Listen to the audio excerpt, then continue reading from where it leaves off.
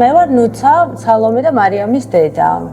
ჩვენი ისტორია დაიწყო 3 წლის წინ. გოგოები იყვნენ 10 წლის მაშინ. როდესაც მოვედით ირაკლი ექიმთან.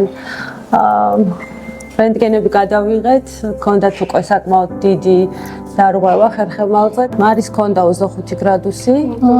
არა, 27. შენ ჰქონდა.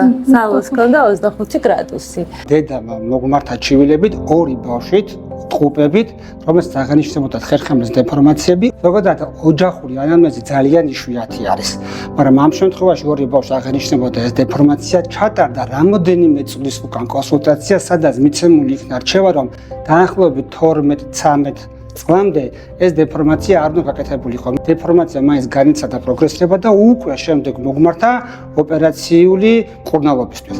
ერთ დღეს დაინიშნა ორივე ბავშვის ოპერაცია, საკმაოდ რთული დღე იყო. დილიდან ღამის პირველამდე ჯერ ერთი სალომე რო შევაცილეთ ნარკოზზე. უბრალოდ ამიტომ პირველი მე შევედი ოპერაციაზე. დილიდან არაფერი არ მქონდა ნაჭამი დებოდი შიმშილით, მერე ერთი რამდენიმე საათის შემდეგ დავიღვიძე ნარკოზიდან, მიდიოდა და ჩემი დასადარი ვიყავი. რამდენი ხანი ველოდე. ეს კი რა შევიდა მე რაღაც ერთი 6-7 საათი. ჩემთვის ვიჯექი, არ ვიცოდი რა გამაკეთებინებოს, რაღაც გამიკეთეს. გადასხმა გამიკეთეს და მე მაინც შევედი. სალომე ვიულობდი შენ თავზე? არა. რა თქვია არა? ეძინა. რა თქმა უნდა, ოპერაცია იყო ძალიან რთული, ორივე შემთხვევა იყო მაღალი ხარისხის დეფორმაცია.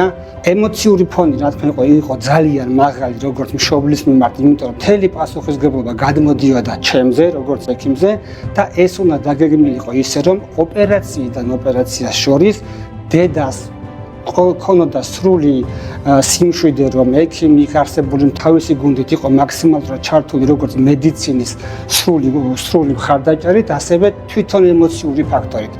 და ეს არის ის შემთხვევა, რომელიც სრულყოფილად იყო ეს რომ თქვა ორგანიზებული. ოპერაციიდან მეორე დღესვე ორივე ბავშვი 48 საათში იყო ფეხზე დაყენებული და ფაქტურად გააქტიურებული.